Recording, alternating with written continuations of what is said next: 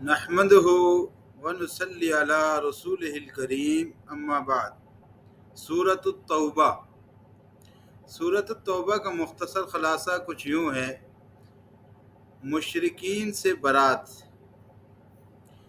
معاہدوں کی تنسیخ اور جنگ کا اعلان، منافقین کا کردار، منافقت اور فریب کاریوں کا انکشاف، منافقین کی منافقت اور فریب کاریوں کا انکشاف، غزوہ تبوک، جہاد کا حکم، منافقین کی بزدلی کا ذکر، جہاد کے احکامات، ثابت قدمی اور اطاعت کا حکم، توبہ کی قبولیت، غزوہ تبوک سے پیچھے رہنے والوں کی معافی، مسجد ضرار، منافقین کی سازش اور مسجد کی تخریب، زکوٰۃ کے مصارف، زکوٰۃ کی تقسیم کے اصول۔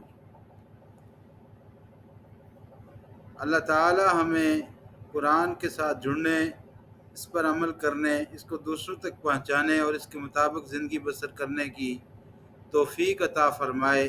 وآخر دعوانا ان الحمد للہ رب العالمین۔ السلام علیکم ورحمۃ اللہ وبرکاتہ۔